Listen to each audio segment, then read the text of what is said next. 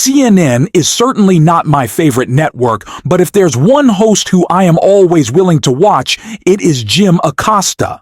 And we've talked a lot about Jim Acosta lately because he's been doing such a great job not only shutting up and calling out Trump stooges, but doing something that I wish anchors would do more, which is just kicking them off the air if they're going to continue to lie. If they won't answer questions, they don't need to be on your program. And that is exactly what Jim Acosta was doing today, shutting down and shutting up a Trump stooges who wanted to continue to push lies about the upcoming election and the 2020 election. And Jim Acosta was just fed up again. We need more of this. And so that's why I am so excited to get into this clip. But before we do, if I could quickly ask you to leave a like on this video, and if you haven't already, and you enjoy our channel, to hit that subscribe button.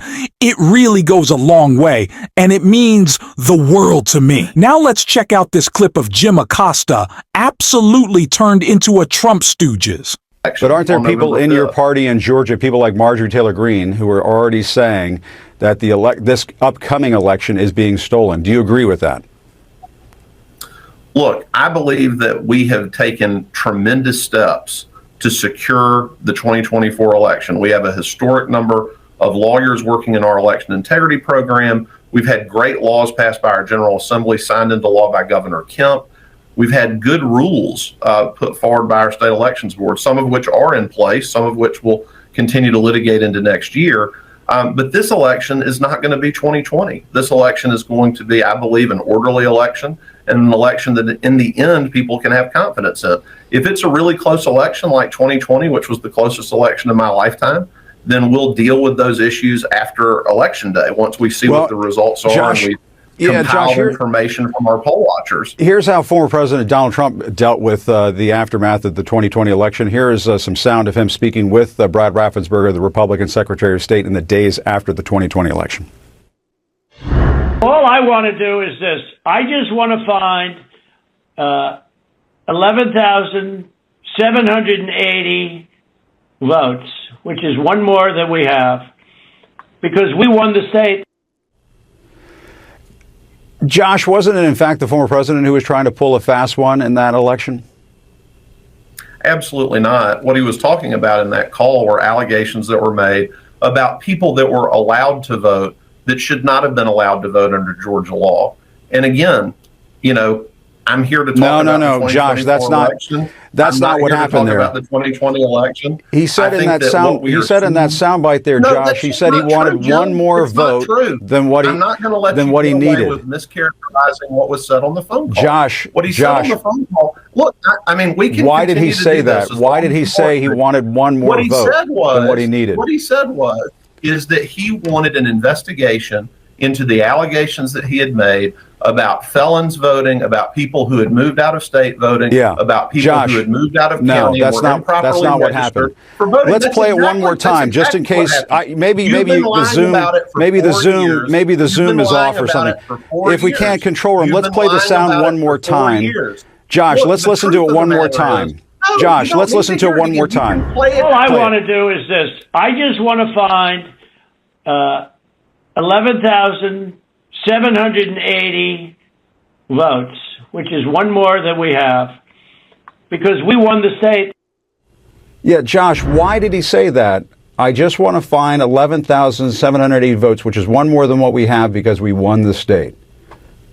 In that call, he talks about shredding ballots, removing machinery.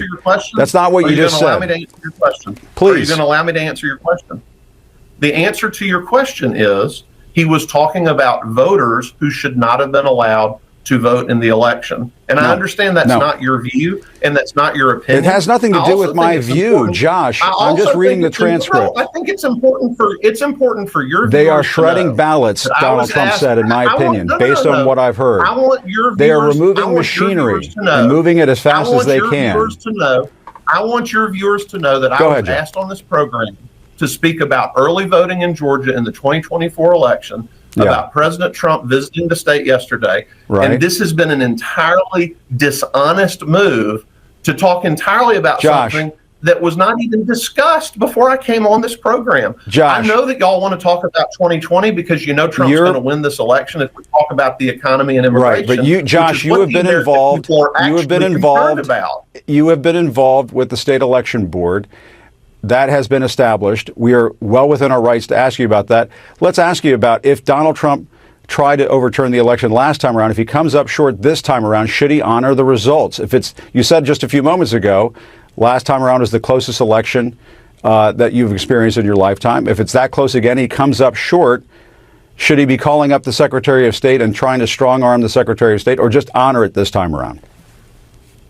Look, I don't think that anyone, and I would say this if it was the Democrats on the short end of the stick, if you're within the margin in Georgia for an automatic recount, asking questions, reasonable questions about the election and making sure that you're able to confirm that the election result is correct, that is part of our law here in Georgia. You are allowed to contest an election. You are allowed to ask for a recount if you're within the margin.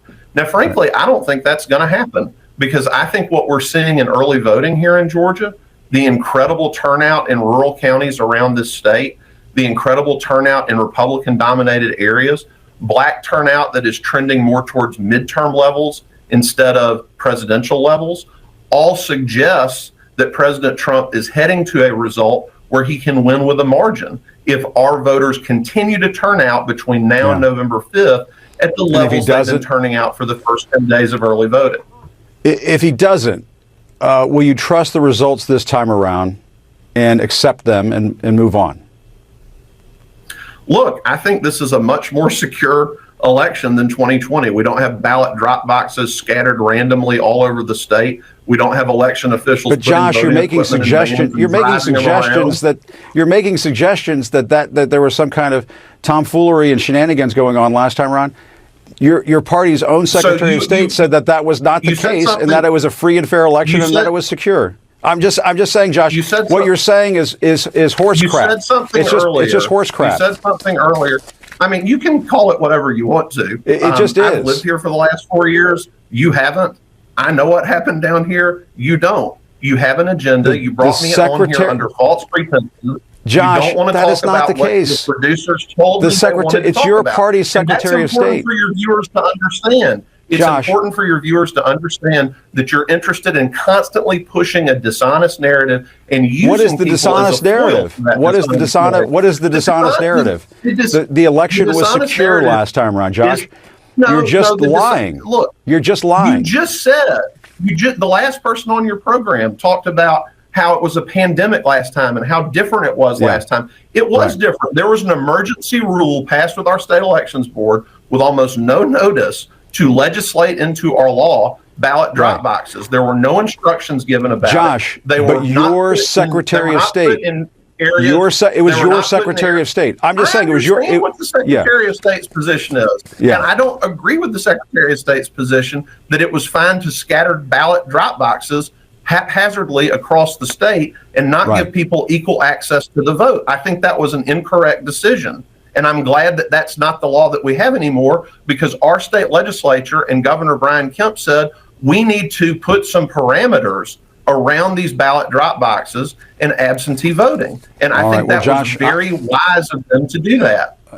Quote, Jim Acosta, absolute horse crap. And we need to continue to see that type of call out. Not just saying that MAGA is lying, but pointing out the reasons why they are, why they're trying to sow doubt about the results of this upcoming election, why they're still casting doubt on the results of the 2020 election. And it is incredibly clear that voters are fed up with this. Of course, why wouldn't they be? They continue to attack our democracy. And of course, we saw that last night in VP Harris' CNN town hall. She was asked several questions about Donald Trump's attacks on our democracy, but I thought the most damning result of all of that is what we heard from voters after the town hall in this clip right here.